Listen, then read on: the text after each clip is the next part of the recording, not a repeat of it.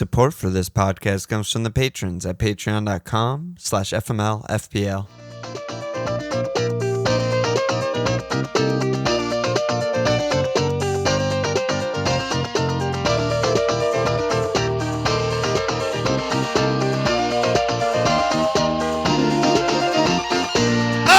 Okay! Everybody, I'm Alon. This Walsh. How are you, dude? Good, man. How are you doing? I'm good. We're getting close to game week 1 over here. Yeah, it's not too far. A few weeks, couple weeks. Few weeks. The Mug League is open for Patreon subscribers. Okay. Prize League, Mug League. Get in there.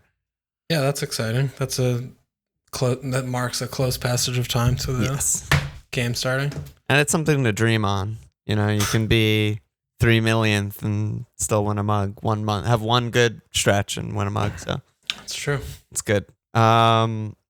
Thought we'd start with just where our current tinkers are, and then we'll talk about the mid price. This is preseason pod 2 of X, and we'll have some fireside chats, mid price assets this pod, cheap assets next one, and yeah, a lot of action. Okay, so why don't you start?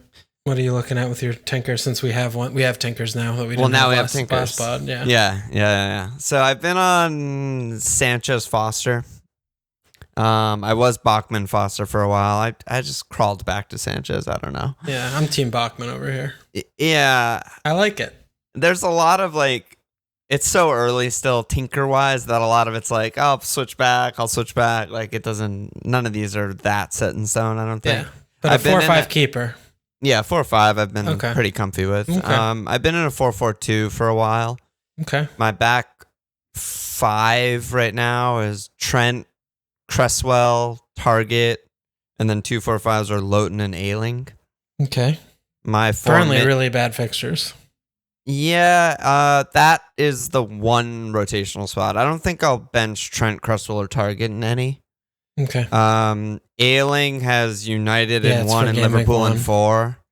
And Lowton has Brighton and Everton in those 2. And Burnley are Burnley. So yeah, always good. Okay. That was just my thinking. I'm really into Ayling.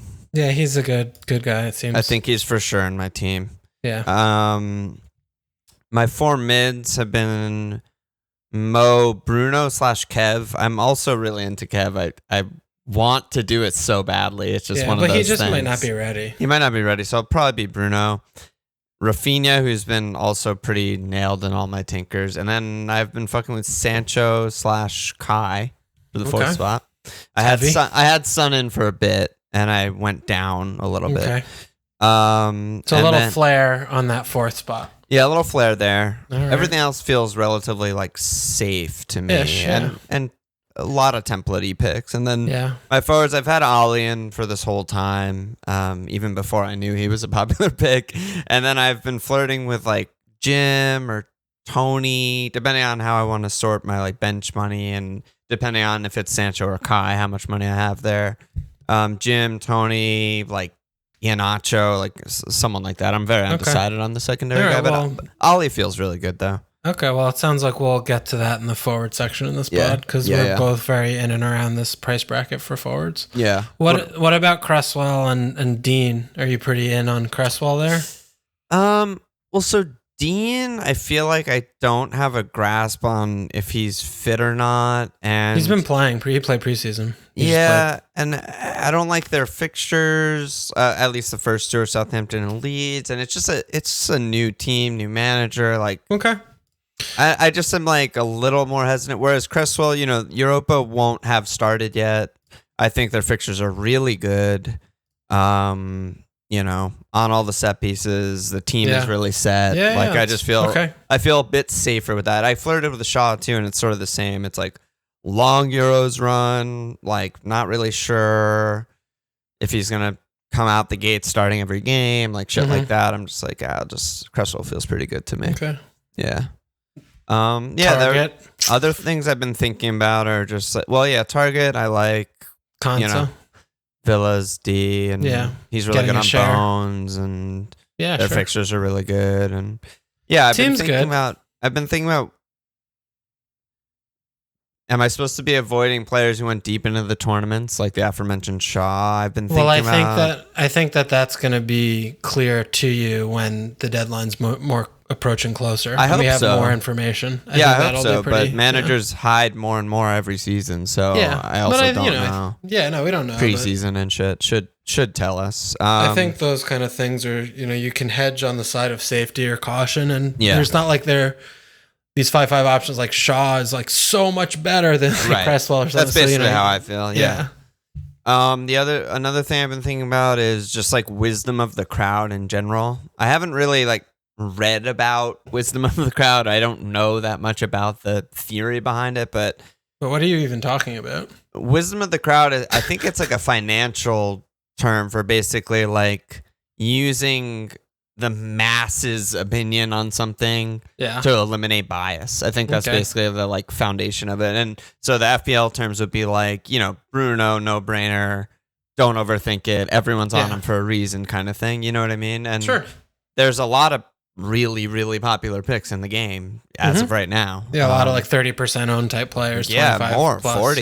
Yeah, Mo and Bruno. Yeah, so, that's a thing. And then, something that I've also been thinking about is just how long-term or short-term to think about the assets in general. I think I always fall into the trap of thinking way too long-term. Yeah. When I like look at an asset, I'm like, cool, set and forget this guy for 38 game weeks. That's going to be great. But like, I'm going to make transfers. I'm going to wild card. Like, why am I thinking that it never happened? So, that's just shit I'm on. Okay. Yeah, no, I mean, the team seems good. It sounds like, you have some picks that you're pretty sure of, and you have some edges that you have to iron out. And I didn't mention Dallas, who I've had in every tinker basically as my first on the bench guy. Yeah. To me, we'll talk more about him maybe in the cheap pod next week, but to me, he's just like the perfect soup check kind of guy who's just gonna come in whenever he comes in. He has a chance of goal and assist and bones, and he's just really good and really nailed. Okay, yeah, we don't have to waste time talking about that on this pod. Yeah, I just thought I'd mention it because it's like kind of core to my team. Yeah, well, it also, you can feel it around the edges when you're talking about like a Tony or something when you have 7-5. So all right, I have Bachman and Foster. I'm pretty sure about the 4 or 5. I mean, I might go to Henderson if that seems like it might be a thing. I'm maybe risk worth incurring before wild card and shit. I don't know.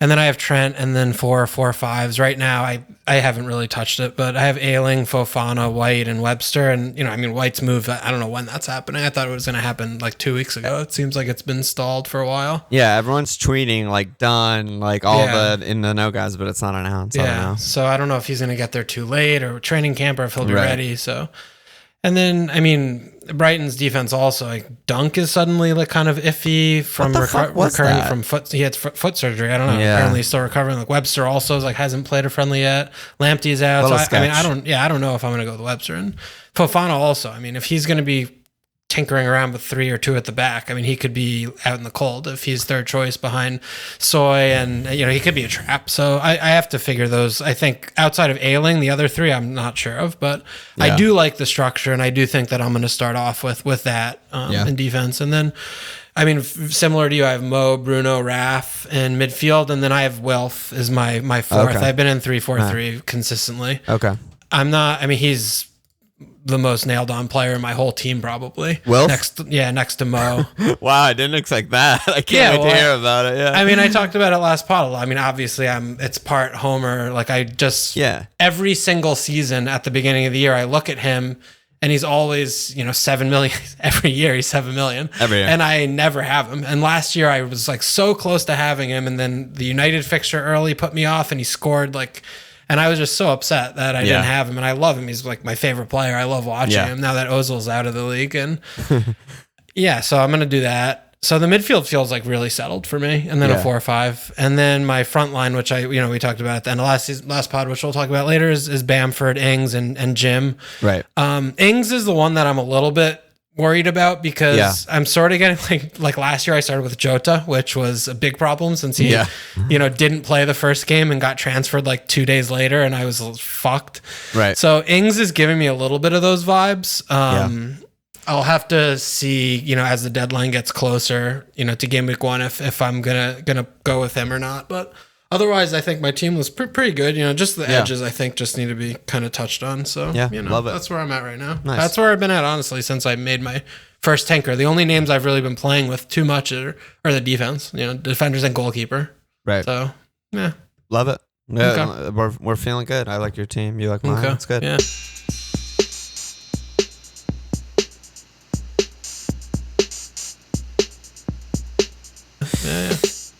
So let's do the preseason shit. Okay. So I think we just start at the back like we did last time. Yeah, we're doing a lot of 5 million goalkeepers. Yeah, there are. And I think they're well priced. There's a lot of good ones. Yeah, they did a good job of these guys are slightly above the 4.5s, Yeah, absolutely. So it's Leno, Kepa, Pickford, Schmeichs. We got a question on Schmeichs. Ember said, given Schmeichel's backup is 4-0 Danny Ward, does this set and forget combo make him the standout 5-0, which I think is a good point to bring up there. Meslier, then there's the both United guys, De Gea, Hendo. Cutler said, thoughts on a 5-0 Man United keeper, assuming we have some idea of which of the two will be first choice. Would it be best if you wanted to pair one of them with a 4-5, or is going a 5-5 and a 4-0 better than a 5-0 and a 4-5? And then we got Flapianski and Sa. Yeah, I mean, Sa definitely feels terrible, but yeah, there's a lot of good picks here. I think the Schmeichel question's a good one because of the 4 million backup is a nice thing, but I haven't thought about that. Yeah, I feel like when you're looking at this price bracket and you think about the way Leicester plays, like they are not a defensive team, right? I mean, they control games through meaningless possession, but they're not like defense first. And he's never really been historically good on bonus points. He doesn't make too many saves. And I don't think he's like a very good pick, especially when, I think Meslier there is no upside. The upside is 150. And, he did that in like a season where he had 2 penalty saves and they kept the most clean sheets since he's been there, which was 2 years ago. So, I think Meslier and Henderson are the 2 standout names to me, and maybe you could throw Pickford in there as like in 3rd place. But Meslier, I think, is like very, very interesting because, you saw Leeds last year go through kind of an evolution of play style where like the first like 15 or so games,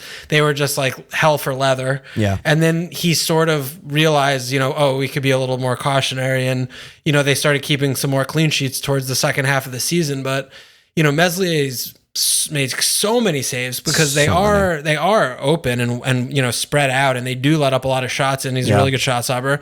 And he got so many bonus points last year. He had 11 clean sheets and he got 20 bonus points. And unlike someone like Pickford, where you don't know what the system's going to look like with Rafa and how the bonus points and the saves are going to kind of trickle down. Right. Same with Henderson has risk, like, with De Gea, if that's going to happen and he's, bad on bonus points, you're really buying the clean sheets there. Meslier, you kind of have both. And, I think that Leeds is like a team that has room for improvement. And, he had 154 points last year, and, he did have 1 penalty save. So, maybe take away like 6-7 points there. But I think 11 cleans is probably on the conservative side looking at them this year. And, with 20 bonus points, it's just, he has like a lot of good attributes about him, I think. And I think Meslier is a really kind of like a really underrepresented keeper. I fucking love him. Like, remember how much I went nuts with him at the end of the year? Like, I love him. I rate him really highly. And yeah, the bonus points, I'm trying my hand at like doing a statistical bonus thing. It's not ready yet, but one of the things that I did see is just Meslier is number 1 on the entire Leeds team in baseline bonus points per 90. Like, that's really rare to just have like the standout most nailed guy be also the number 1 baseline. It basically means anytime he does anything, he's in line for bones because, he has like a head start. Basically, is the way to think about it. Yeah. The only guys with higher pass completion BPS than him are Allison and Mendy. And then the only guys with higher save BPS than him were Johnstone and Ramsdale and Emmy. Yeah. He has like the best of both worlds. The thing watching him that is terrifying is every single corner, every single indirect set piece. He just can't and does not know how to command his area. And, you like to think that with everyone back fit, they had so many issues at center back last year, right? They had a lot of issues with injury last year, period. Yeah. You'd think that with, the first choice center backs back, that they might be a little bit more better, or a little better at just clearing those. But and otherwise, like you're saying, with experience too, like, right, he's so young. Like, I remember 20-year-old De Gea being like the worst in the fucking league on set pieces and crosses and shit. Like, I think just experience. He's big, he's tall. Like, there's no like obvious reason why he should be bad at them. He just is. Yeah, no, totally. But I think he's a really interesting pick. Yeah, I agree. And then what do you think about Henderson over there? 5 million United. I mean, Ole at the wheel is telling us that he's first choice, and De Gea is. I mean, Henderson should be first choice. Yes. But are you like really concerned about that? Like looking over his shoulder, he has 1 or 2 bad games, he gets dropped, or what do you think? I'm not very concerned about that. De Gea's on a steep decline, and I think they finally they passed that over last season. I think they got over that, but I'm more just like, in a sort of similar way to Schmeichel, like, what's the upside? Like, sure, maybe United have with Varane, like, they have 18 cleans. Maybe that's the upside, but they don't allow shots. He's not good on bonus. You know what I mean? Like, he has a lot of the same complaints that we were just saying about Schmeichel, where I'm just like, he's never going to get, like, 9 saves, max bones. Like, I don't know. Yeah, raw clean sheets. They're good. Yeah, but the volume is not, Schmeichel capping at like 12 or 13 is different than, Man United capping at like 17, 18. Yeah, they have a higher cap for sure. So, I mean, I think if you're, I think that makes a big difference between the two of them. Yeah. But it just, I don't know. With keeper, I personally just like having the save points and other stuff to mix in there. So it's not just 2 or 6 every week. I just don't like that. That's fair. No, I mean, that's fair. Yeah, but it's just like a personal preference. But yeah, he could have 19 cleans and be like a top 4 keeper at 5-0. Yeah, I mean, he could be he reminds me more of like Ederson, I think, in a player that, they're going to keep a lot of clean sheets and he's not going to get a lot of bonus or saves. But at the end of the day, you look up at the goalkeeper, like overall points, and he's like top 3 every year. No, I could see that. Yeah, I mean, it ain't much, but it's honest work. And like, one of the things I was thinking about also is it's sort of, I mean, we have a pretty good idea of how United are going to play, right? But maybe Sancho changes something. Like, maybe they're not as boring in possession and defensive. I don't know. It's still a team in transition in a way. They still have Fred and McTominay, which is bad. But if they're, getting Varane in is like, they're upgrading their worst spot. Is insane. That's their worst player basically on the pitch every game. Absolutely huge. Like, I feel like as the deadline approaches, I'm gonna I feel like he's gonna be I feel like I'm gonna have him in my team. Yeah, I think it's a total reasonable pick. Yeah, I mean, it is kind of ridiculous to think that there's a 5 million Man United keeper. Like, I don't think that's ever happened since I played the game. Yeah, I mean, 5 million, though. Dude, so cheap. It hasn't been ridiculous for the last few years, right? Like, last few years, that keeper wouldn't have been like everyone's keeper. But with the Varane upgrade and getting Sancho to be even better in possession, this might be the year where it's like, fuck, yeah, that's exploitable. I also like really like Henderson. I don't know. Hendo's just a good guy. Wears a hat. Wears a hat. Yeah, so I don't know. I could definitely see myself, plumping the extra 0.5. And part of the thing too with Meslier that we didn't talk about that's a little bit frustrating, which is the opposite of Henderson, is, Meslier is like the most expensive route in. When you have Ayling, who you get the clean sheet Pip, right? And this is the opposite of that, where Henderson's the cheapest route in, cheapest nail. I mean, Varane's obviously to be 5-5 when he comes in. So, you're looking at 5-5 across the back in defense there. So, being able to, have those shares of the defenses and, getting in it cheap is important, I think. Yeah, and, absolutely. Yeah. Yeah. I mean, Any other? Yeah, I was going to say Flapianski is also like, that's a Meslier mold kind of guy. Like, we know West Ham are solid. He has his injury problems, but when he's in there, he's going to be making tons of saves. He's usually pretty good on bones. Like, it's not throw outable. You know, he might end up being the guy that we're all on. We just don't know yet. It's keepers get hot like finishers do, you know? Like Emmy last year, just fucking, once it was established, it was just like, he's just unreal. Like, he's just in the form of his life. He can't get anything past him. And I don't know. Someone like Fabianski has that potential, I think. I agree. What do you think about Pickford? Yeah, Rafa? I mean, you like Rafa. For sure, you like Rafa. I mean, yeah, should be good. I'd be surprised if he wasn't in and around the 4-ish points per game that we're looking for. It's just whether or not he has the Meslier of like, or Hendo of like, could he be like a 4.5 or 5 points per game keeper? Like those are the best in the game. You know, Emmy was like 5 points per game. That's the goal. I think it's pretty easy to find like a 4. You know, like probably we've talked about like all of the guys who are going to be in and around 4, 3.9, 3.8, but it's whether if like they have the upside to get to like 4.7, 4.5. I don't know if he has that. Yeah, I don't know. I think we'll know very quickly about Rafa and what he's up to. You know, just looking if they look, solid enough, because 5 million.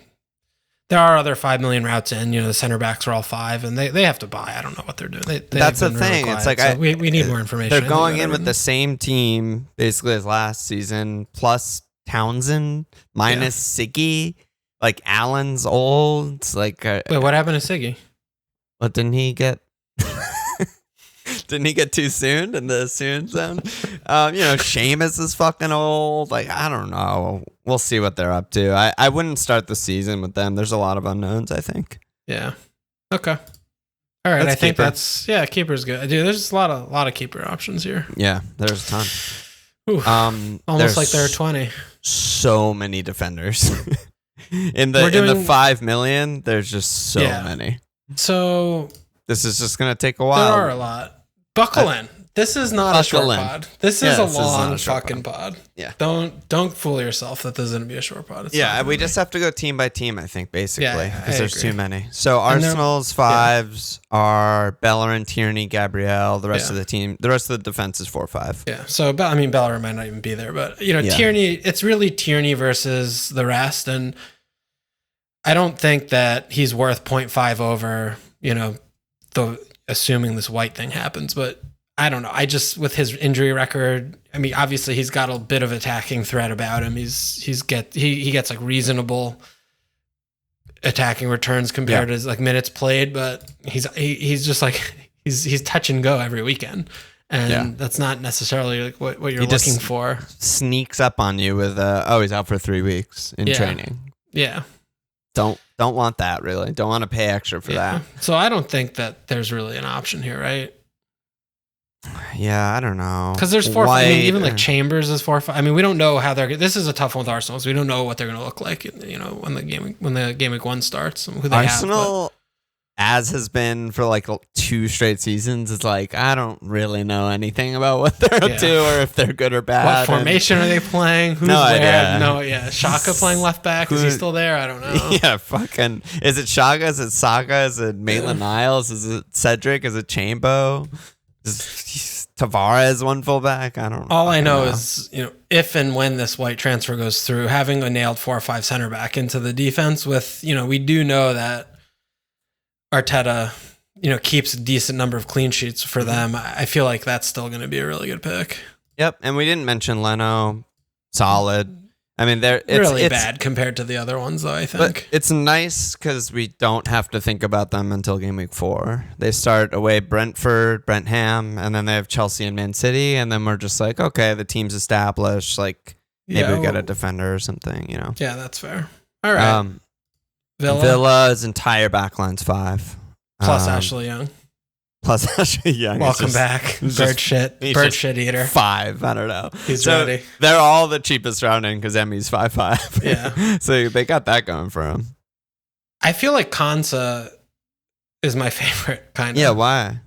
I don't know. I feel like he has like 5-goal upside. He always He gets his head on the ball. Yeah, he always seemed a lot more threatening than Mings to me whenever I watch them on set pieces. And they have a lot of really good set piece deliverers. And I don't know, they get a lot of set pieces because, I mean, assuming Jack plays, right? I mean, they get probably more set pieces than like any team bar City or whatever in the attacking third. So. And they're adding Buendia, another dribbler, foul drawing guy. Yeah.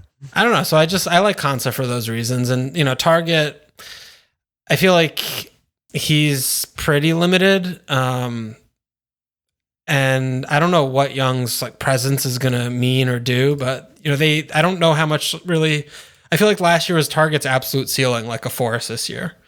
And that's fine. But I feel like Konsa, you know, gives you some actual goals. And I just prefer that. And he's less injury risk because he just plays center back instead of full back. I don't know. I just like Konsa. The reason I have Target in the team is really simple. He plays every fucking minute possible. He missed 15 minutes last season total.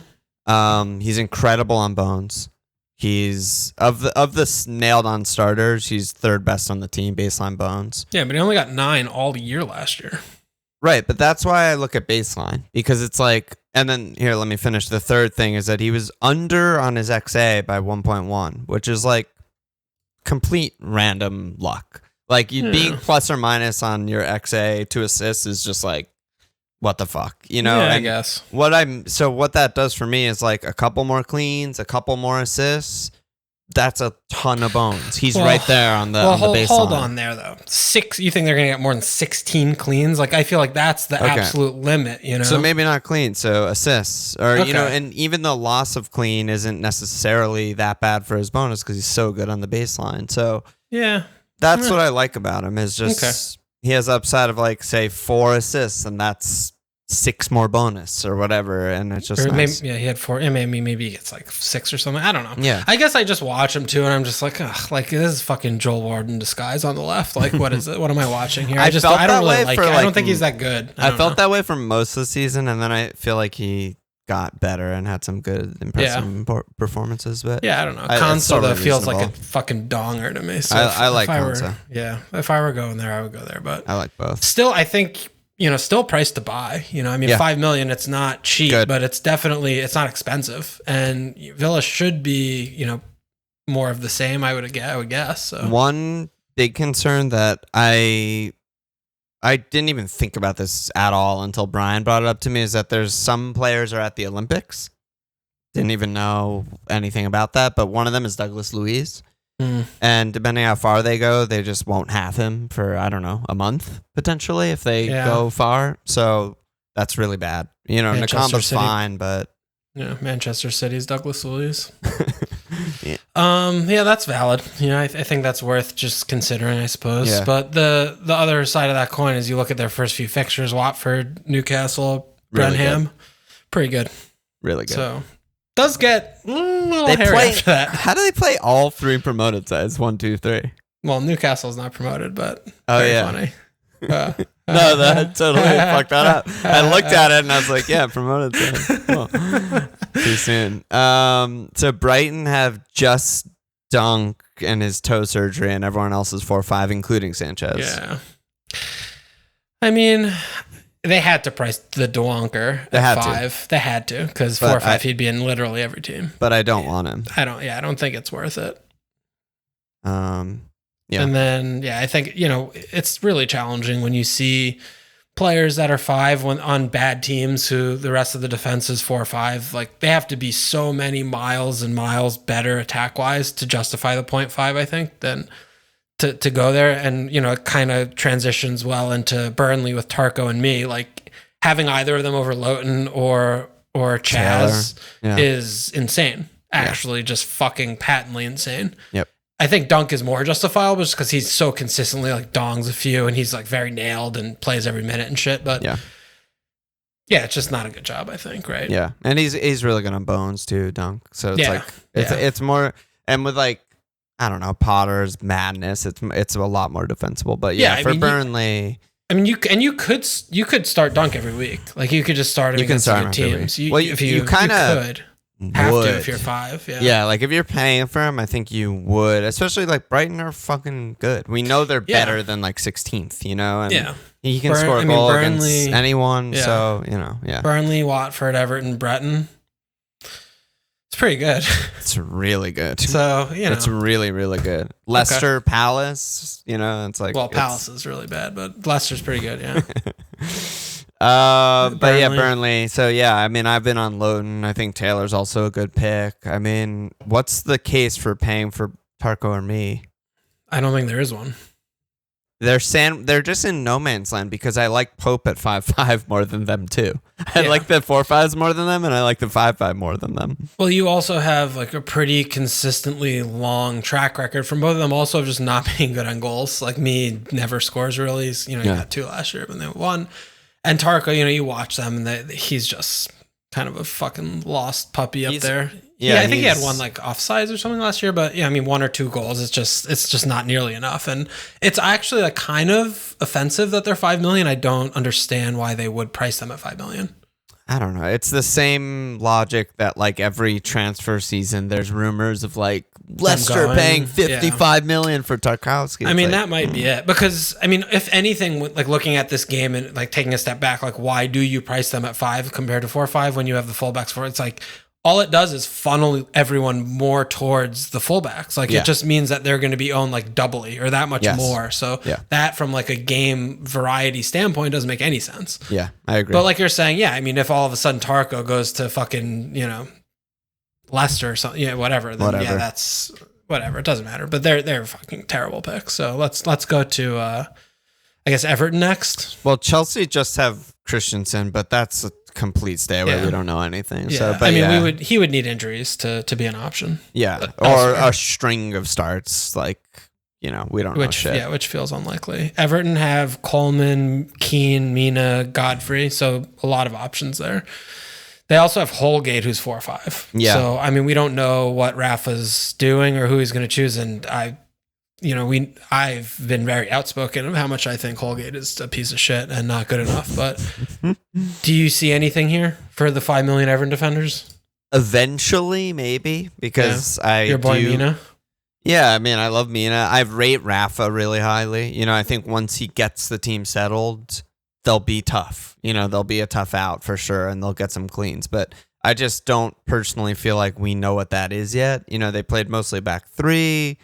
Don't think Rafa's going to do that. I don't know if Seamus has legs. Like, I don't know where he's going to play Dean. He could be left midfielder, left back. I don't know. They haven't really bought yet, right? Not in defense, no. They have no defensive buys. Except Begovic. So, like, I don't know what they're up to, really, and I don't really want a part of it. Okay. Straight up. I mean, I still think Dean at 5.5 is like... I like Dean for the 38 game week pick. Right. Love him. Maybe not for a game week 1 to 4. He's going to have tons of assists. Yeah, but like Southampton, make sure they're good at defense. And I don't know the team. Yeah, okay. I could wait. Okay. So Leicester have, I don't know why Bertrand's $5 million, but he is. But they have Soy Boy and then Justinho, who's still injured and out for a little while. So I mean, Soy at 5. What do you think? What do you think's going on there? I think. Wait, how much is Evans? 5.5. So bad. God, they're it's just so like the English dumb bias or something. I mean, he had like a couple goals last year, and they just don't. They reject XG or something, and they're just like, yeah, well, that's sustainable. So that's I mean, good. Soy is an awful pick. Soy, because we don't know that he's ahead of Fofana. Yeah, we don't know that. That's the assumption they're making, is that if it's a 4, it's going to be Evans and Soy. And Fofana's the odd man out, but we don't really know, and we don't know what they're playing, and I'm staying away from all these guys. I mean, I don't know. Like, next name up, interesting name. Hector Jr. Firpo Adames. Legend. Talk to me about the Firpos. Legend. They have no idea what they're doing. They have no idea what they're doing with the price. Who's they? The fucking men who are in charge of this thing. The Firpos should be 4.5? Yeah, their whole fucking team is 4.5, except for the proven god of bones, Meslier, right? Like, their whole backline's 4.5. And then Firpo, who has absolutely no attacking pedigree at all. He's just like a known name because he's from Barcelona. Yeah. Just comes in straight 5. Like he's fast. Is La Masia a joke to you? Yeah, it is. Wow. Oh my God. Okay. No, it's just stupid. Out on the Firpo. There's just, I would have been so into a 4-5 Firpo because there's like potential and he's young and exciting. Yeah. But like, no, I'm never going to pay for him over Alien until we see that he's really good at attacking or something. Poor Firpo. We haven't seen that ever. Okay. I want to talk about Matip for sure.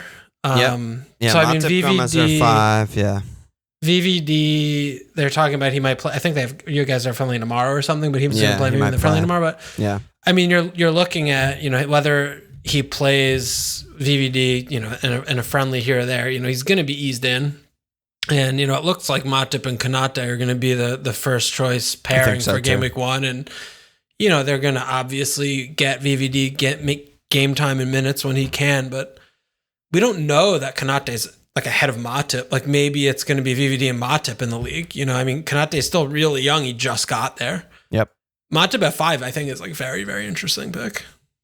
It's just so risky.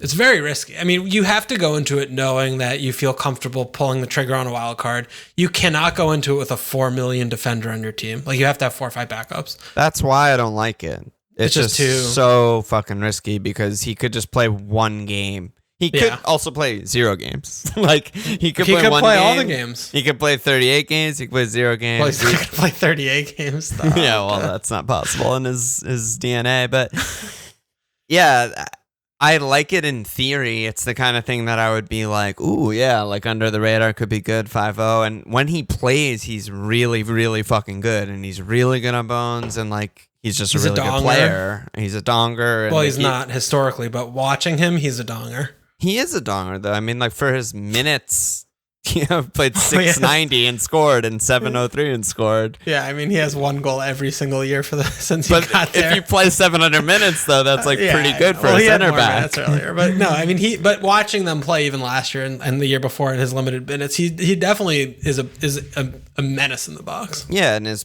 even his passing, really, really good. He'll hit the pass completion bones, that kind of stuff. Yeah. Really like him, but I just personally think it's just a risk like not worth taking. Not worth taking. Okay, fair. Yeah, and yeah. Okay, we don't have to talk about him. Tellus, Lindelof, Bay. You don't have to talk about them. Richie. No.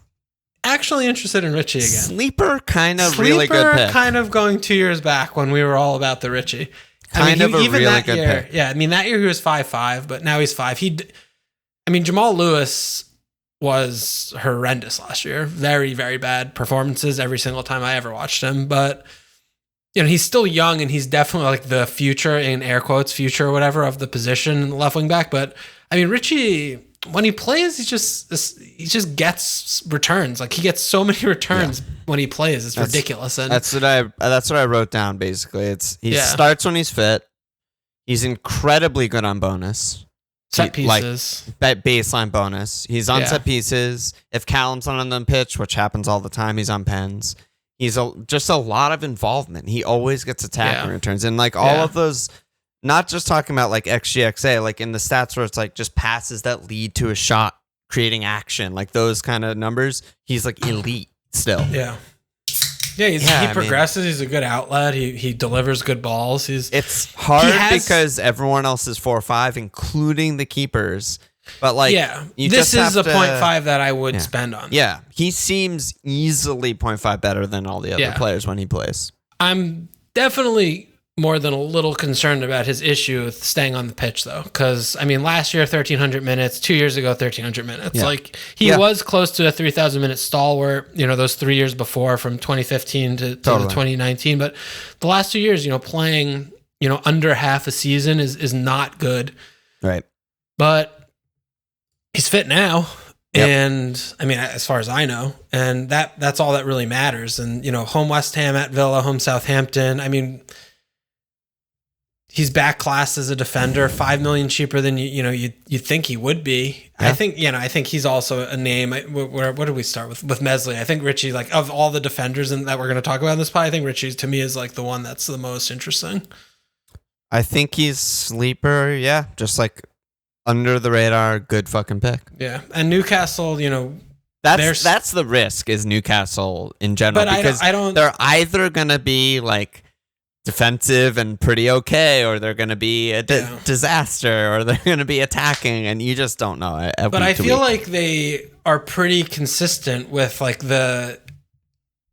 the season is chunked into like thirds or something, where it's fucking eighths with them. It's like whatever. Like the beginning of the season, they like go back and forth between getting absolutely pummeled and just winning to 0. Okay. And then they go through a period where they're very stodgy and they are very, very like limiting in terms of goals and goals allowed, where it's like 1-1, 1-0, 1-1, 1-1, whatever, 1-0. Right. And then they just get blown away at the end of the season when they're safe. Like the last 7-8 games, just throw it out the window. They get fucking ass fucked. I'm not going to check the tape because I don't want to know. I'm just going to blindly agree with that. No, this is pure vibes. I'm not checking the tape. This is watching watching Newcastle since I started watching the league. I mean, this is just what I feel like they do pretty much every year. And, the best time to own them is like game week 1 to 25, basically. They're going to have some shock 2-0 wins. They're going to have a couple 5-1 losses. And Richie's going to get regular assists when he plays. I mean, I love him also. I just love the You've player. Always loved him. I love watching him. I think he's just such a, like, he just has everything I want in a player. Like tenacity, like fight, like goes nuts on the ref, like just does it all. I love him. Under the radar, fucking good pick. Maybe I'll just back myself and just go for him. Yeah, because I'm talking myself into him. I'm not going to lie. I haven't had him at all. When I was just like writing the names of all the guys that we're going to be talking about, I read you the notes that I wrote on him. I was just like, Richie, like no one has him. No one talks about Newcastle. Like he's just a good pick. He's underpriced. Actually underpriced. I don't know about that. Because if he's 5'5", he's in no teams. He's in no teams at 5. Yeah, except but maybe he's more likely to be in teams at 5. Yes, but like I don't think his price is. If he was 4.5, okay, he's in every team. That's what I'm saying. 5, he's in 0.3, and 5.5, he's. The Richie family still owns him, so he's in 0.3. Like so I don't know. Accurately priced. Towers, great job pricing this year. All of except Scotland for Mane. Yeah. Southampton. New guy, Parod, he's Romain. I don't really attacking. Yeah, that's nice. And they have KWP, 5 million, Vestergaard, 5 million. I mean, this is a mess, right?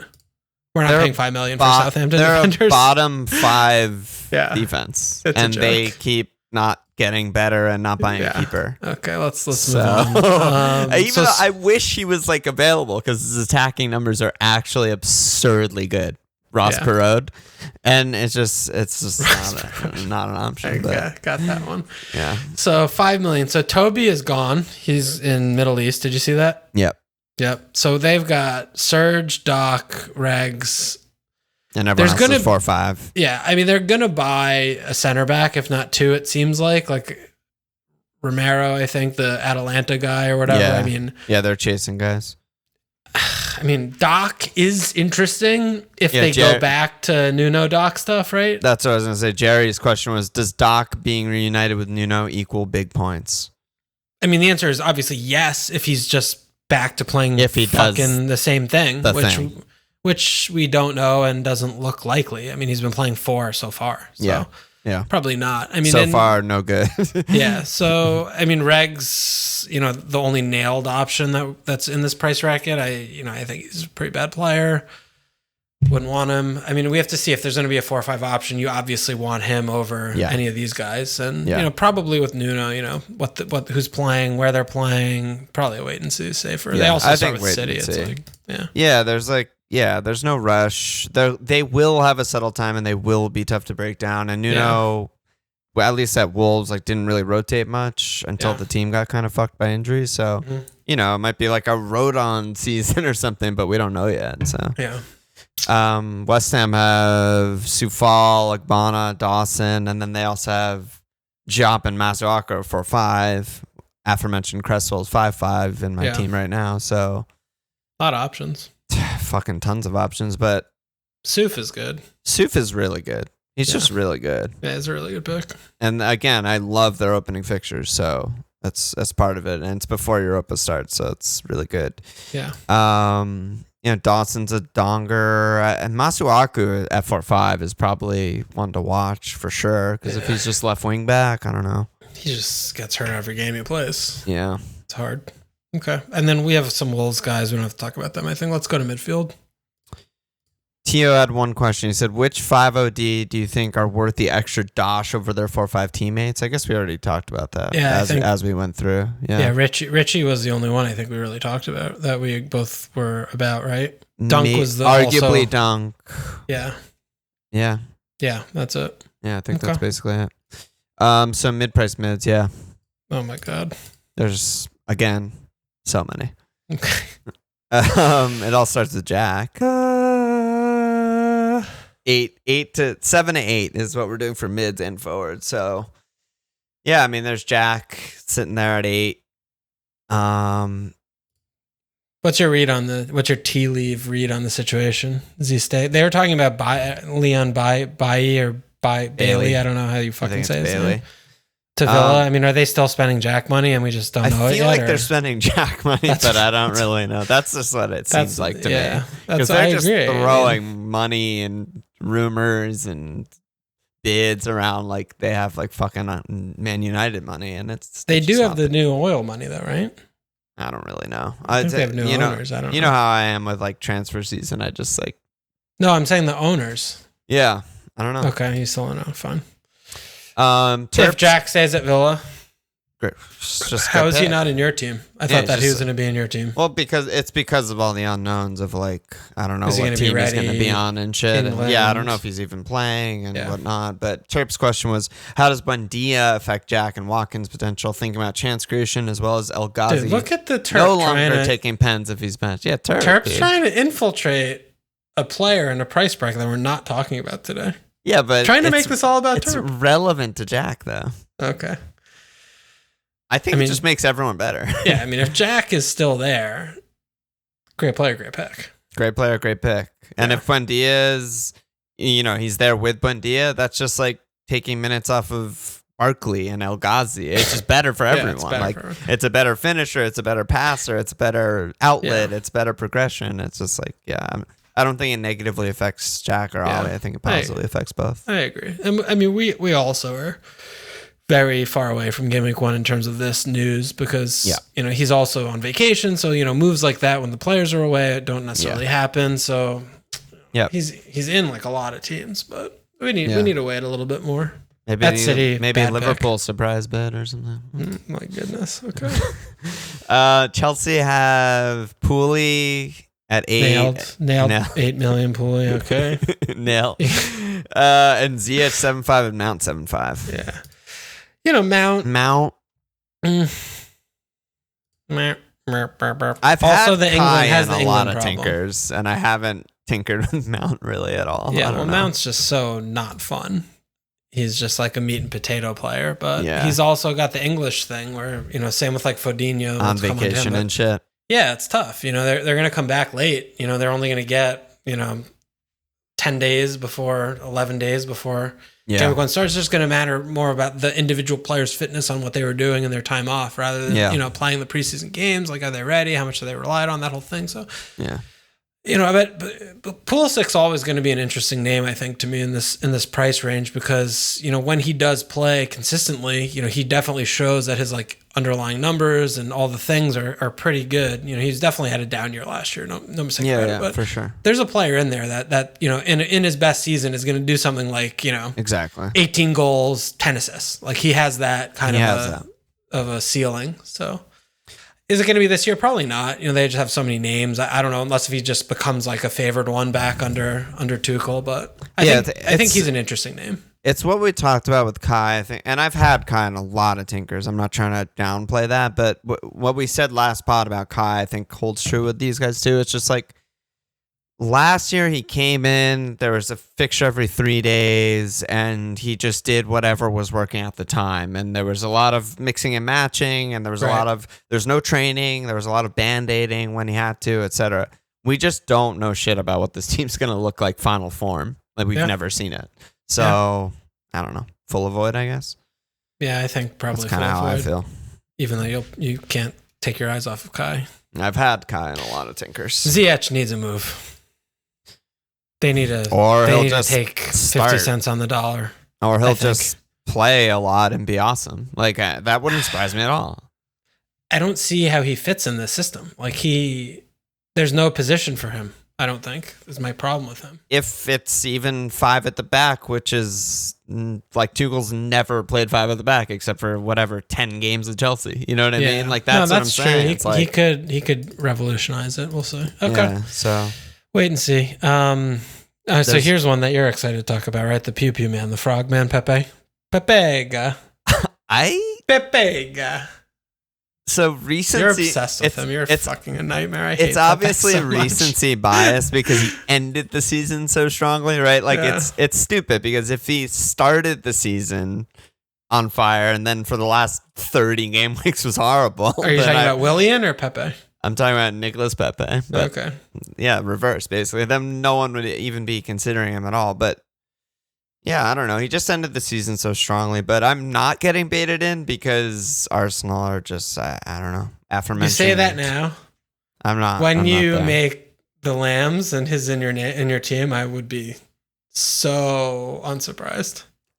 Fucking Brentham is a great fixture, and then Chelsea and City. I'm just not going to get baited. All right. I think he's really, he showed a lot. We know he has like the skills. He just hasn't developed into like a good soccer player for the majority of his time at Arsenal, but he kind of showed it a bit. So I don't know. Just hoping he can put it together. He's definitely a favorable price. Like 7.5 for someone like him is fucking good. Yeah, my issue whenever I've watched him still is that like I feel like he hasn't developed into a complete player in terms of, playing in his own half. I totally agree. And that just doesn't work. It really doesn't work unless if you're like a Wilf is maybe someone that even Wilf, honestly, under Roy has been better in our third. But when you play like that, it's just, and you're not like the best player on your team, it doesn't work. And, he floats in and out of games, and he is the type of player to me that's, 1 or 2 performances away from just like, he's on the bench. And you're like, where's Pepe? Sure. Oh, yeah, he was bad, so he's benched because they have fucking Arsenal. For sure. There's just, there is a world. That's all I'm saying. No, there's a world. There's a world for everything. Have you watched Rick and Morty? Yeah, that's a great show. There's, Laka's old and on the decline. Obbs is old and on the decline. Like, Saka's on vacation, maybe hurt, like, I don't know. There's a world where he is just their best attacker, and it does go through him, and he's their main goal scorer. Like that's not impossible, So I just have my eye on him. But that's it. All right, that's it. Jota 7.5. What do you got? Your team. Yeah, I just don't really get it. Okay. What do you not get? I don't think he's going to be a starter. Okay. And so he's going to have very inconsistent minutes, not a lot of minutes. And I don't like that for one of your like nailed players in your FPL team if you're spending 7.5. Hey. I just don't really get it. Okay. Gundog? That's basically it. Yeah, I don't know. Do you feel the same about Jota? Or are you interested? I think people are fucking dumb as shit to start with Jota or want him or anything. I think you need an injury. Same price as Trent. I mean, Robbo is 0.5 cheaper. Like, to me, it's actual diabolical levels starting with Jota or just even entertaining Jota. But I don't want to. Yeah. So, but people, please start with him. Yeah. City have a bunch of guys in this range. They have Foden, Gundo, Bill, Ferran. We got questions. Catfink said, if Kevin's confirmed out for a few weeks, which maybe, what are your thoughts on starting with Gundo? And then Dundee Monkey said, I can't help but think Bill was an under-the-radar differential as Pep chops and changes each season. What do you think? Bill? I don't know. Why would it be Bill? I don't know what the hell that is, but the bottom line is whoever plays minutes is really good in fantasy under Pep Guardiola. Yeah. I mean, this is really the Kev news is the trickle down news, right? Because Gundog, as we saw last season, pretty abundantly clear when Kevin's not in, like he's very, very good in FPL, like a very, very good asset. Yeah. So if it does turn out that like, he broke his other eye socket ball, he had like a tear, tore his dick muscle off. Can't feel his face. Yeah. He's got something else going on. Gundogan's going to definitely be a fantastic pick to start the season with. But, Foden, injured, to a lesser degree. Vacation. Yeah, Foden's got stuff going on, and Torres, Ferran also, like, kind of, they went a little bit deep, but, we don't know when he's going to be back. He's also not nailed. I mean, Bilv is just like a really bad fantasy pick, period. So not too interesting. I think then it comes back to Mahrez, so we talked about last I was about to say, should we be talking more about Mahrez? Because we just talked about Ferran went deep in the tournament and, like, unknown. Like, Raz played in the finals, probably on vacation. Foden was on crutches during the Euros and is probably on vacation too. Like, should we just all have Mahrez to start the season? That's possible. I mean, I think this is something that's going to become abundantly clear as Game Week 1 approaches and friendlies happen, and we really have a better idea of who's in the squad and who's not. As August 13th comes. I'm surprised he's 3.8% owned. Mahrez. Yeah, well, I mean, 9 million is very expensive, and he wasn't that good. I mean, he's good enough. I mean, 9 million is pretty good price. Yeah. So maybe. I mean, that's why maybe as Mahrez, it could be Gundogan 7.5, a lot more palatable. But this is also a very short term pick, right? You're looking like Raz obviously fit. Like, how long is he going to be out for? That's kind of a trickle down to Mahrez. Yeah. Like, it comes back to they're rotating. Pep rotates so much that we don't know who's playing week on week, and spending 9 million when we have a 100 million budget compared to when we have 104 or 103 and we know who the good 5.5 like this guy's really good, so you can afford it when they don't play. A little bit less do, so all those things. It's just the thing I'm thinking. It's just back to the basics, what we always talk about. It's like if there's a stretch where you think Mahrez is gonna get starts, you have reason to believe Mahrez is gonna get starts. He's elite. Yeah. He's an 11 million player in that stretch. Yeah, no, and that's totally fair. And those are, if Game Week 1 is approaching and the answers are looking here, then you just hit him. I think you could just go for it, and you hope that you spike something. Yeah, I might click buttons. Because at Spurs, when they're all sorts with a new manager, home Norwich, you expect some goals there from City, even if they are missing a few of their first choice players. Yeah. 9 million is still a lot, though. It is. It's still a lot. But I have that slot in my team right now. You know Maybe what I mean? You shouldn't.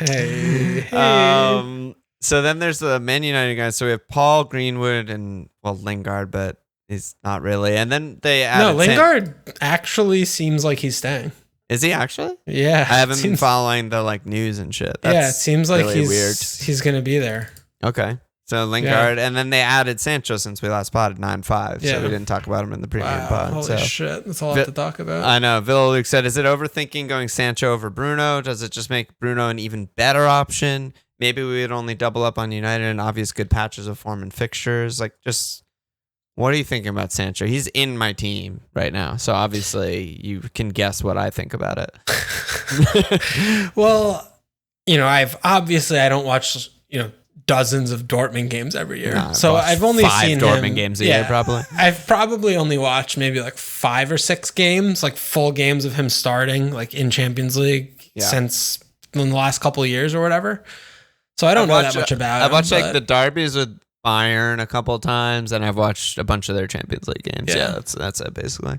But the main thing that concerns me about Sancho and what I'm reading and watching him is just, are the goals going to be there for him? I mean, is he going to score 10 goals? Because, at 9.5, if you're going to be that reliant on, assists from open play and you don't have set pieces, I just don't know if he's going to be able to justify the price, let alone provide surplus value on the price. So, I think he's definitely fun, and, putting him in that team. I mean, also don't forget, right, if Rashford's out, that is another, good player that's missing. But I don't know. I mean, I feel like it's just one of those where you could throw the dice on, watch the first few games, and we should be able to tell pretty clearly early on if he's a player for FPL or not, or if he's going to take time to bet in. But 9.5 is just really expensive to ask that question, when I think that there are a lot more question marks. Looking also, I think back to last year with Timo And, it's funny, how that played out. But I had so many less concerns or question marks around Timo fitting into that team and the player he was and, what he could be for FPL than I do for Sancho. Which is, again, it's easy to kind of laugh at that, given how bad Timo was last year. But, looking at the body of work that Timo did. Yeah. And, to qualify, right, given the body of work that Timo has done at Leipzig the last couple of years before he came to Chelsea, you see all the attributes he has. He's just a clinical goal scorer. For him to fall flat is one thing. But with Sancho, he floats a lot. He progresses. He dribbles a lot. He does all those things. But, is he going to score, 10, 11, 12 goals? Or is he going to find, more 6, 7, 8 goals? And if he does that, 9-5's too much, I think. So I'm definitely nowhere near him in any of my tankers. I haven't really considered him at all. But I understand the appeal. But that's kind of what I'm thinking about him. What about you? You have him in your team, so you see it differently, clearly. Yeah, I mean, it's often hard, I feel like, with players like Sancho to separate their real life football contributions and quality as a player from their fantasy contributions, right? Because it's like stats people like that I like and just double pivot and Grace and whatnot. Like they're saying like he's potentially one of the 5 best players in the world. Like he's in the Mbappe Haaland discussion for the next 10 years. He's that level. Fantasy wise, he's clearly not, like he's, like you said, he doesn't shoot that often. His best attributes are passing and dribbling and stuff like that, but he does get a ton of assists and majority of them are not from free kicks or dead balls. And he took 3 corners a game, but he didn't really take free kicks. And he might, but that's what I'm saying. He probably will take corners from the right. that would be good. But that's like, I want those types of players to be on the set pieces. Because it just gives you more the volume. Because I think about Eriksen a little bit with him. Let me go there because I went back and looked at Eriksen's past seasons to like see because I think the totals that Eriksen put up back in the day are similar to like 11, what 12, you would think. 12, 12. Yeah, so in 18-19 he put up 8 and 12, 161 points, and 17-18 put 11-10, 199 points. 16-17 8 and 20, 218 points. 6 and 16 and 15-16, 178 points. I feel like the floor is really high for Sancho because he's just if he's assisting at that clip, then that's something. Like if he's going to be like 15 plus assists year on year, then he'll be hitting nearly 200 points and he'll make a joke at the price tag. Even if he hits 8 and 12 in Eriksen's most recent Spurs year, and that's 30 starts. That's 161 points. I feel like that's his floor. 8 and 12. Like I think that's the actual. 8 and 12 is still a lot, though. I don't know. Yeah, he did that. 2,000 minutes last year. Like the seasons before that were 17 and 16. Farmers, I know they farm. They for sure farm. But I just think that like when you actually look at past seasons and like look at the assist leaders, not the goal leaders at midfield. I think like those numbers are conservative estimates of what he can do. Like Dilva seasons, Eriksen seasons, maybe a little Kevish. Yeah, like Kev 8 and 18 and 17-18. Like that's obviously the high end, but that's 209 points. Like that's okay. We're saying his upside is like top 3 midfielder in the game, and his floor is like maybe 160-ish. Like that's really good. I think his floor is lower. I just don't get why it would be lower. Like I just don't like understand. He hasn't played in this league. The physicality is different. I mean, there are betting in things like we just don't know. It's his first season. I mean, I think he's gonna. I don't think he's gonna start 36 games either, right? Like he'll probably, if he's fit all season, he'll probably get closer to 30. I don't know. I think 140 is reasonable as well. We just don't know how this is gonna look. Yeah. I don't know. I just think like he's so young and so good and dominant, not just in Germany and Champions League too. He's fucking completely dominates. I'm just Champions League group stage, they did well, Dortmund. But every year, right? Like he started when he was 18, just putting up fucking ridiculous monster numbers. No, I mean, and my reservations are not about the player. Clearly, no, I know, class player, but just FPL asset. I'm just a little, but Leeds, that's why he's been on my Wolves, team. Newcastle, okay. I've just been like, in my head, his floor is like one of those Eriksen seasons, and his ceiling is like a Kev season. in fantasy. Or Ozil or something. Yeah. I guess the trickle down from that is like, I'm not sure how that's going to affect Bruno. Like, I'm not sure exactly how the team attacks. It's probably a step too far. Like, I probably won't start with him because I want to see how it plays out and stuff, but that's like my pitch for him. But no, it's fair. The other Man United guys are just not even talking points, right? Paul, Greenwood, Lingard. Yeah, I think that just too many men, I think, at this point. I mean, with Rashford out, with Martial's maybe someone will talk about, Greenwood maybe, but yeah, it's just a lot of names. Nothing really too much to talk about there. Yeah. Wilf. You want to talk about Wilf? I mean, is there anything more to say? I mean, Palace are I think there is something to say about. I mean, I think it's July 26th here. We've had a couple friendlies. We have a couple more to go before the season starts. But I mean, the one main thing that everything's been knocking out of the camp is that, he's trying to create more. With Woy the last few years, it's just been complete park to shitland. And then, you try and hit on the counter and the few opportunities, like in a 2-on-4 or whatever. Right. And he's trying to keep possession a little bit more. It looks like we're doing 4-3-3 things and trying to get the ball, just advance the ball faster, into the final third to get the ball to the danger man, which is Wolf. It's the game revolves around getting the ball to Wolf and getting out of the way. So, I think it's a nice thing that, he's still, clamoring for a move, whatever he does his thing. But, having Vieira in, who is definitely, an intense figure and someone who you'd imagine, like, the players would want to play for and impress. For sure. That, changing, just someone other than like a 90-year-old decrepit, like corpse managing you, of like having his assistant, like yelling at the touchline because he can't yell loud enough because he's fucking going to die tomorrow. It's Vieira's commanding presence. And I think that matters. Matters a lot, in the workplace. You get someone like that in after a few years of like, holy shit, we have to go to work again, which is what I imagine it was like under Hodgson for Wilf. Right. It's more exciting. And, he's it's not. It's like the workplace stuff we talked about when we were talking about the fucking, what's his name pod? The GM, the Billy pod. Bill Simmons. Yeah, the Simmons pod with with Theo Epstein. With Theo, yeah, like that pod. We talked about like the vibe of the locker room and the workplace environment and how that actually makes a huge difference for players and stuff like that. Yeah, yeah. But I mean, I'm looking at Wilf, and I mean, he's, as I mentioned earlier, he's one of my favorite players in the league, probably favorite player now that Ozil's gone. And I mean, he had 11 goals last year as his career high, which is kind of ridiculous. It's just because wild. Watching him play is like, oh, this is like a 20 goal player, or, 16, 17 goal player, because he runs games. He's unplayable usually, and he just gets fouled or whatever. And he took a couple pens already in preseason. Millie was off the pitch in both of them. He won both the pens. He converted both the pens.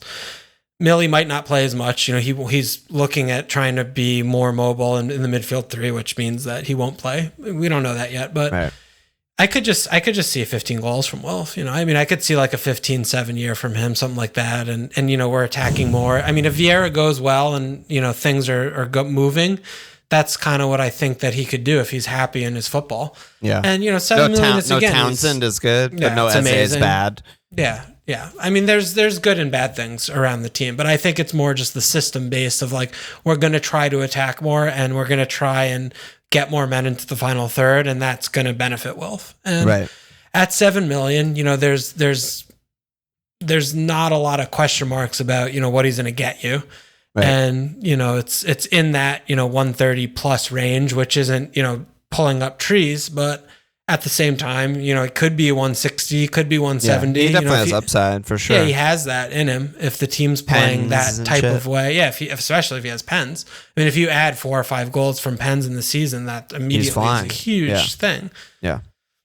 And I mean, again, my bias is so fucking clear here. I'm a Palace fan. I love Wilf. I want him in my team so I could root for him every time I watch Palace even harder. So that's very clear. But I think he's still a legitimately good pick, even though they do open with Chelsea. And then, we have Breton second. And then we have West Ham, Spurs, Liverpool. Not great. Fuck me. That's rough. I just, like, these are the same things that I said last pod, right, where I talk myself out of him. But, you know, these aren't really that bad fixtures for us because these are the games where we get more counters and the other games against are really bad, you know? That's why. Like, but we're still going to be careful. Countering.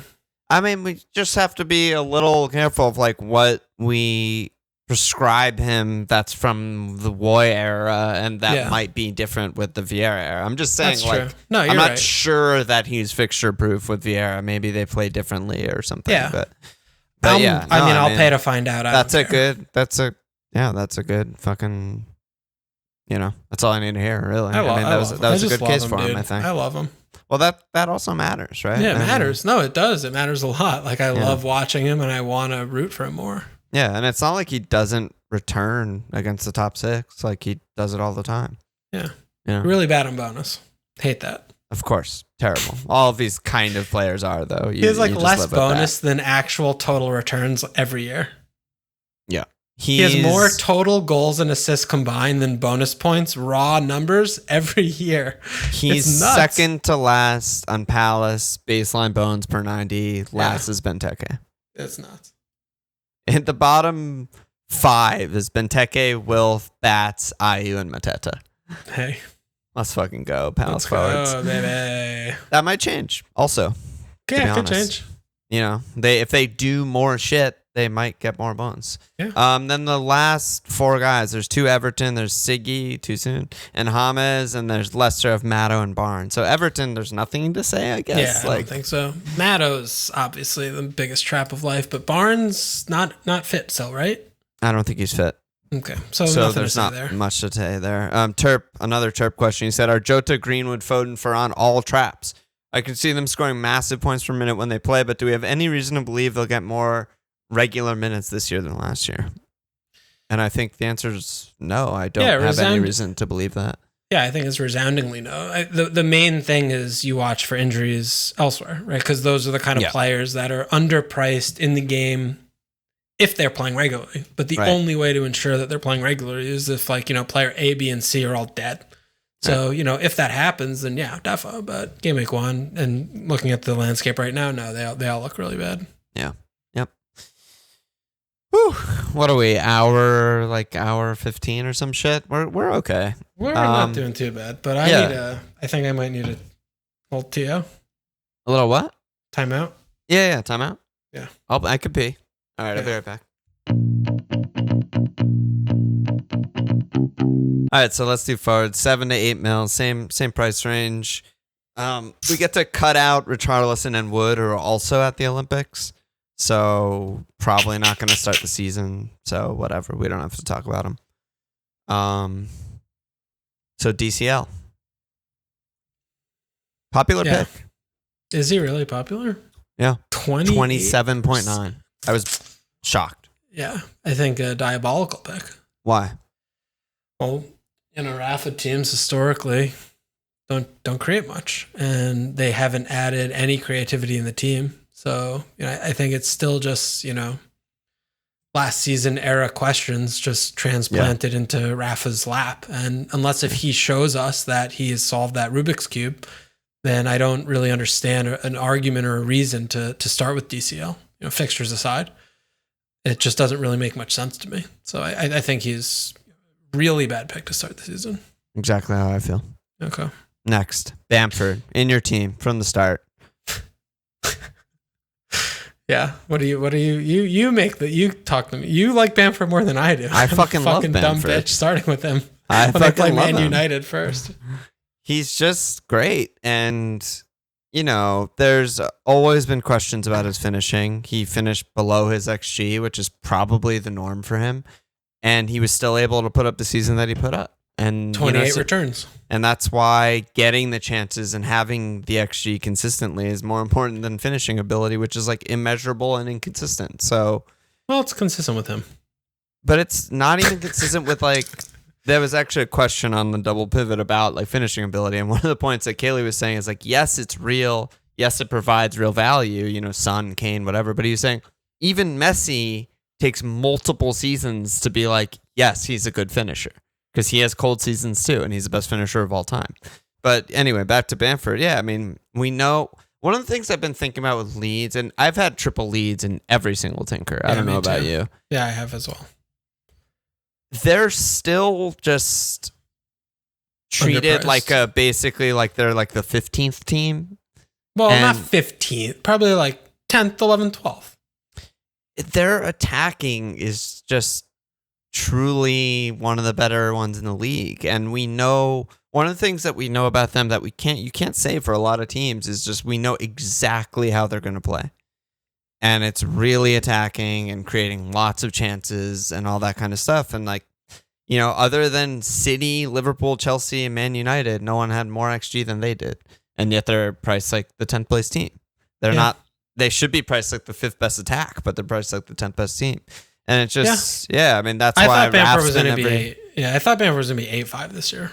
Yeah, I mean, he's 8, Firmino's 9, Jimenez is 7-5. Like, there's some weird shit happening. Yeah. I just don't really see a reason why, assuming the minutes stay the same, why Bamford would be any worse than last year. Yeah, I mean, I think the 11 assists were a lot. That was over XA. Yeah. So, like, sure, that could go down a little bit. But overall, it's hard to imagine him doing like worse, kind of. You know, it's his first season, like 3,000 minutes, like really, you know, trial by fire, and you know, as the main man, and he just passed every test with flying colors, basically. Yeah, basically, yeah. And you know, there's not really a lot of reason to think that there's going to be a regression there. He looked good, you know, game on game, and you know, the team's good, and everything's just going well there. So yeah, 8 million. They do have tough fixtures to start. You know, you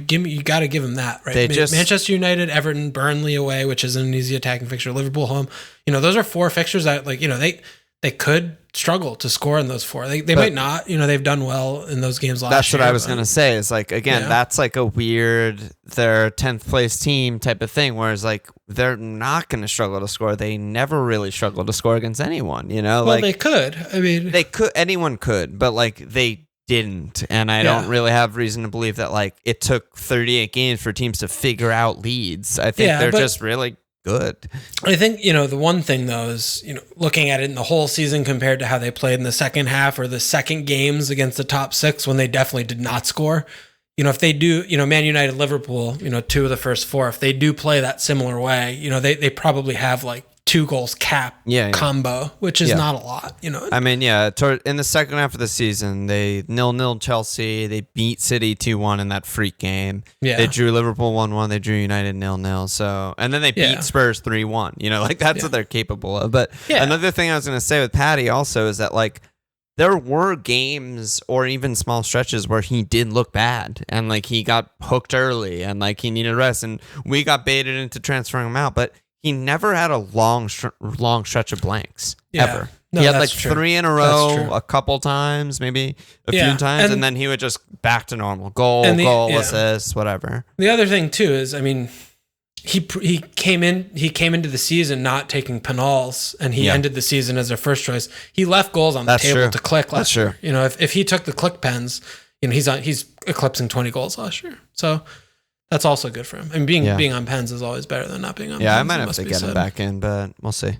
Good player. Okay. Martial, you wanted to talk about? Yeah, I think he's worth talking about. He's still a very interesting name to me. I mean, he's two seasons removed from 26 total returns when he was, you know, 200 That's points. True. 8 million's accurately priced, fairly priced, I think. But, you know, you expect him to start on the left if Rashford gets his fucking dick surgery he's been talking about for months, it feels like. I cannot believe that this is still a story. Yeah, I think he's out for months, Rashford. Well, no, they keep talking about like he might not get the surgeries. Like, like fucking crisis talks between him and Ole. Like, is he going to get the surgery? It's insane. This story's been dragging on for the last 2 weeks. Sounds horrible. Glad I've ignored it. Yeah, it's ridiculous. But Martial, like if Rashford's out for a couple months and Martial's going to be playing on the left wing, you know, also could deputize for Cavani because he's obviously more fit than Cavani will be at center forward, you know, with Sancho, you know. Yeah. I hadn't thought about him at all until now. Yeah, but those are really good points. Yeah. And he's also back at forward where, you know, he gets, you know, more than 4 points. 4 points for goal and better bonus. Yeah, better on bonus than he was doing mid and shit. So, you know, I think at 8 million, he's definitely a name to think about and consider. Cavani's, I guess, like more chalk if you're getting a forward from Manchester United, but we know how Tony goes. He's very hot and cold, and he's someone that could be a huge differential and could get like a lot of points. Leeds, Southampton, Wolves, Newcastle. I don't know. He could have 30 points in those 4 game weeks. No one would be surprised. He's not similar basically in any way to Mahrez, but in a Mahrez way, you could just get him for a stretch and he could get you a ton of points, and then you transfer him out. No harm done. Yeah, but I think it's definitely worth monitoring, like the squad and the team. It's a really, really good point, because I also just think, I didn't mention this in the Sancho section, but I also think Sancho just makes the whole team function and attack better. All of the non-fantasy stuff he does affect the other players in fantasy. All the progressing and passing and all that shit should make whoever's on left wing better, should make Cavani better, Absolutely. Southampton have Ings and Che. So you kind of talked about Ings already. Che. I think Che is very uninteresting. It's just really bad pick, I think. He goes from 6 million to 7 million after a 9-7 season. Eye test wise, never has done it for me. No. I just don't think he's that good. Yeah, I don't think so. I think he's like the kind of, if you play any other human being who is like grown up playing football in his position in Ralph's team, like they'll do what he does. I just think there's nothing special there. The upside is he's young. That's How young is he? Really young still? I mean, he's 20. He just turned 25, and that was his second ever, top tier season. He basically went from like League One to blew the doors away, Championship blew the doors off, and then 16. I mean, it's not terrible. He had 16 returns last year, but he plays himself out of the team. Like that's an issue. But I don't know. I mean, no one's starting their team with him, so we don't need to fucking even go there. I don't think. I think so. Ollie is everyone fucking has Ollie. I don't know. I have 35% owned. I haven't even played with Ollie in my team. I don't know. And a big part of it, I think, is just Watford, Newcastle, Brentford. Yeah, which is an important thing to. That's a very important thing and that's why I think a triple up of like Ollie Jack defender or Ollie Jack Emmy is fucking good. Like it's very hard to argue win against all those games. 2 of them to 0. Yeah, exactly. Yeah, I'd expect 2 cleans and I don't know, at least 5 goals in those 3 game weeks. I mean, Ollie, 14 goals, 9 assists, plays every minute of every game. In his debut season. Yeah. I mean, you without think, Jack for what, 2 months? 3 months? I mean, you'd think that he'd just do better, but I still just watch him play and I'm just like, I think Buendia adds a lot. I think those minutes that fell, that like trickle down to like Barkley, Ramsey, El Ghazi, all that shit, like those being Buendia minutes, along with Jack being fit, assuming he's fit, like I think that matters a lot also for like chance creation. And it was still his debut season. He ended stronger than he started. I think he's just like a very, very simple, very, very safe kind of wisdom of the crowd pick. I mean, I think that's what I was thinking while you were talking, is back to what you started off with, the wisdom of the crowd thing. Is, I mean, he's in 35% of teams for a good reason. I mean, he is a good pick. He's just a good pick. Yeah. So maybe, I mean, that if I did do anything to my forward line, it would be putting him in, I think. Yeah. Yeah. He's just a really, really good safe pick. I don't know. I don't know. Well, that's a different issue. God, I don't even want to think about it. All right, what else do we have here? Let's talk about Nacho. Leicester have Iheanacho and Daka, but we don't have any idea what Daka's role is going to be on the team. He looks like the Vardy heir apparent to me. Yeah, and when that happens and how that transitions, I have no fucking idea. It'll transition when Vardy like breaks his ankle, because he's going to have a serious injury at some point. He never has had one. That's just ridiculous, I think. Yeah, he did have that lingering groin, like he misses like a game every 2 months. That's like an old. I feel like that's like as you get older, those get more and more serious, like a little muscle pulls here and there. So, what do you think about Nacho though? I mean, I'm coming in with the assumption that he's starting every game. Okay. Do you share that assumption? as long as Barnes is out, which as far as right now, the moment of this recording, he is, then yes. But you think with Barnes in, he's not. Yeah, I don't think he's like first name in the team sheet. I think it's one of those where they have, 3 games a week and, horses for courses that, he could do a Barnes, a Dak, a Vardy, diddle. He'll do diddles. He'll just be diddling. And what is Braj their manager or something? Okay. I don't want anything to do with any of them when that happens. Yeah. So this is still Leicester, don't forget. The team that I swore off. No, I know. I really rate Iheanacho. I think, obviously his finishing was very unsustainable last season, but I think also his performances were really good. It wasn't just hot finishing. It was like his passing and everything was really good. They have a decent opening 3 with a new Wolves team, West Ham, then Norwich. But I don't know. It's sort of the I'm paying for a run of hot finishing last season. I'm not paying for what he could do this season. Yep, I agree. Yeah. I still don't fault anyone for starting with him. Not at all. I think he's a really good pick. He's just not going to be on my team, but I see the reasons why and the arguments for, and he could be, just a really, really good asset all season. Yep, I totally agree. There's Callum. Three more guys. Yeah, there's Callum. Brian said, talk to me about Callum Wilson. Nice opening run of fixtures. When he plays, he dongs. We know that. But he's currently in far fewer teams and less proven assets in and around that price bracket, i.e. Tony or Nacho, to name a few. Is it worth going for guys like him who we have knowledge of but they're unfancied over high ownership new guys? Or do we just follow the template opening 6 to 8 weeks? Because if those high ownership guys go off too much, it hurts. We don't fucking care about that really. But it is interesting that someone like Callum is 4.9% owned, and there's all of these less proven guys. I think that is an interesting thing to pause on and to just think about, right? Because Callum is under 5% owned, and Iheanacho is 14% owned. Yep. Callum last year had 18 returns. He played 2,000 minutes. A couple seasons ago, 2 seasons ago, he was bad. He had the bad year for Bournemouth, but then a few seasons ago, and then a few seasons ago, he had 26 returns and only 2,500 minutes. All he does is play for really bad teams in the Premier League and get FPL points and return and get good bonus points because that's all he does.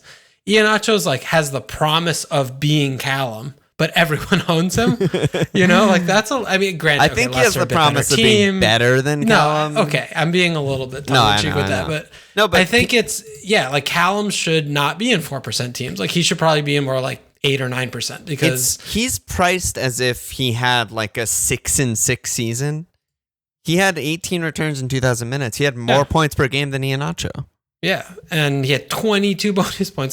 That's another thing, right? We know about Newcastle is all the other players on their team are fucking ridiculously bad at bonus points, and they all suck. So when Callum scores a goal, it's that's a 5 or 6 point or 7 point goal or whatever. So we were really down on Callum last year, and I think it was a lot of, for me personally, it was a lot of hangover of him fucking me big time in fantasy the last couple of years before. Because in 18-19 was when they started with 10 good games, him and Fraser, and they just then we exploded. All got him and then the season after that, he was the worst thing ever. And West Ham, Villa, Southampton, those aren't good fixtures. Manchester United, Leeds, they're kind of rough, but he's the kind of player that you can set your clock to, right? If he's fit, he's just going to play. They're going to look bad most of the games, and he's still going to score 8-9 points, every other game, and he's going to get you points, and he's going to keep things moving. So 7.5, I think Callum's a perfectly adequate fine pick. Yeah, I have similar feelings. I looked at that. I read Brian's question. I was like, he's a good pick. Yeah, he's just straight up a good pick. Yeah, I don't know. I don't have anything additional, really. Okay. He's just good. He's consistent. He could get hot. Any of these guys could get hot and be really good, and it's just, we've seen it before. So yeah.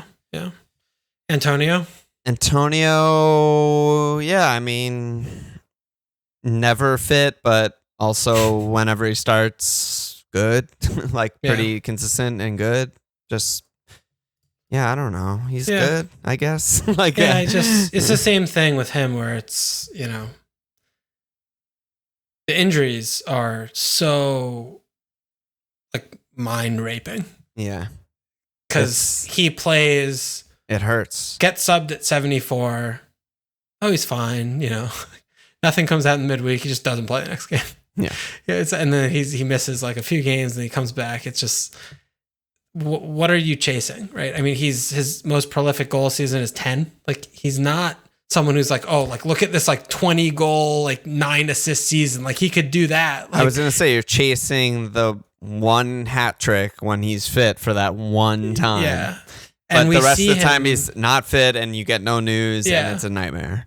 And we see him deployed on the wing in some games. Right. Again, with Moyes, like very horses for courses. Yeah, that was fun. Where some game he just goes through 3 games where he's just a decoy or he's just harrying opposition and chasing balls into the corner flag. You know, so the case for Antonio is Newcastle, Leicester, Palace, Southampton. And assuming he's coming into the season fit, that's when you want Antonio. Like any of those games, he could have a triple return. Yeah. Which, for all of these reasons above, just like with Iheanacho, he's not going to be in my team, but I'm not going to be upset if, I'm not going to talk you off that pick. Yeah. I understand the argument. Yep. He's still very explosive, as we've seen with his, kind of double return potential in the past. Yep. Definitely eye test wise, looks like very lively, very hard to deal with, et cetera, nonsense, blah, blah, blah. So you got all that going for you. So, but you just know that he's a transfer waiting to happen. Yeah, he's a transfer waiting to happen, which is okay. You have transfers every week. Yeah, we got one every week. And then Jim is the last guy in this range who's been in your team from the start. You kind of gave your case already for him last pod. Yeah, I mean, and I think I was, to be fair, in the waning moments of last pod, a little sauced. but today, I think talking about Callum was an interesting kind of like jumping off point to Jim of like talking about being the case for Callum at 7.5 is like his upside is, consistent proven guy. Jim is that plus like 40 points. I mean, like, yes. Callum, we're talking about of like, a 14-12, like he's like 160 range or something. Right. Jim just gets like 200 points every year. Yeah. Except for last year, and both years in teams that don't attack and don't create chances. Like, he's just, when you watch him play, he's the best player on the team and he's one of the best players on the pitch every single game. He hasn't been playing that much lately. They're still in a sort of VVD way. They're very much being cautious and easing him back and playing very limited minutes. But he's been playing, and he's going to start next game. I've been watching. Yeah, he's supposed to start next game, so we'll see. I guess if he can play more than 30 minutes, that would be cool. That's the only concern, really, for me. Otherwise, like, I spent a little time in this past weekend reading about their new system, their new style of play, their new manager. Trincao has really been interesting to me. They just seem like they're going to be able to create chances and attack, and this guy's done a really good job with. Yeah, and I mean, you talked about finishing earlier, right? It's obviously the sample size matters, and they can spike up and down, but he finishes his chances. Like, you watch him play, and he gets 1 or 2 a game, and he slots. And watch. He had 23 returns. And then, 24 returns in the last 2 seasons before he broke his head. And he had 31 and 33 bonus points in those years, which is nuts. Yeah. I mean, that's actually a nuts thing. Yeah, it's funny as I've looked at the bonus points a bit in that like stats thing I said I was doing. It's every forward, including Jim, is like the worst on their team in baseline bonus. Absolute dog shit, because forwards, it's just built that way because it's a bad system. Yeah. But the difference between like a Callum and a Jim is that like the other players are bad and their numbers are low. So the one return, the one goal for a forward, which I think is 24 BPS. Yeah. That's enough to just leapfrog everyone and just be max. Right. Because no one else does anything. Yeah. And he doesn't, negatively, like, get negatives, Right. And, thinking about them in a more attacking system is just, he can drop in, he can link play, he can do absolutely everything. And he's on pens. It's just such a good player. He's just so good. I don't know. 7.5, like Jim, like, get absolutely straight in. I think is a lot of people after last pod responding to you were basically like, totally agree with what Walsh is saying. I'm going to get him in game week 4. Yeah, and that's fine. You know, but that's totally fine. But I also am looking at this year a little bit differently. And I really don't, I'm not a type of FPL manager that plays fixtures. I don't really like doing that. You know, I always find places to spend my transfers, and I like so much more when I have players that I like, because I hate so many players. I hate more players than I like. Right. So if I can pick a player that I love, even though the fixtures aren't, you know, the rosiest, I'm happier to withstand, you know, watching him, he's Spurs or he's Man United with the good fixtures on the horizon, you know, still knowing that there's a chance that they could get a pen or get something in those games, you know? So, and I totally understand. Also, I was going to say is like, this is Nuno, Wolves, but we expect them to be better attacking, blah, blah, blah. I have to say that every time I feel like when we're talking about, but he never was like a blank for 8 games straight and then get all of his returns against the easy teams kind of player. Right. He was always extremely consistent in a Bamford type of way of just like, exactly. He's never in a blank 4 in a row. Like just, you know, he's good to go. Like he's safe. So the pens matter a lot. You know, same with Ings, right? I mean, the pens just matter a lot. When you get a pen, it fills in all the blanks. Yes, exactly. And when the pens aren't 4 points for these players, they're 5, 6, or 7 points. It's just a big deal. Right. Yeah. Okay. Yeah, Trincao. Well, I mean, we'll talk about him next pod. Yeah, we'll talk about him next pod. I think it's a big improvement as well. I think that's basically it. That was a very long pod. Let me slap asses and let's get the fuck out of here. We don't even talk about like Discord or anything. I mean, no one's listening anymore anyway. But yeah, everyone shut it off already. Probably. Should we? Let's just do that next one at the beginning. At the beginning. All right. Yeah, let me slap asses. Speaking of Discord and our new Patreon signups since last pod, we got Chris Orridge, Jack McGraw, Stephen Campbell, Zach. Get the fuck in there. New signups, love to see it. Get in the Discord, get in the Mug League. Do that shit before the season starts. Let's fucking go. Any last words? I'll see you tomorrow. Check us out at FMLField.com. Follow us on Twitter at FMLField Sports, Patreon.com/FMLField. Subscribe, rate, review. Cheers!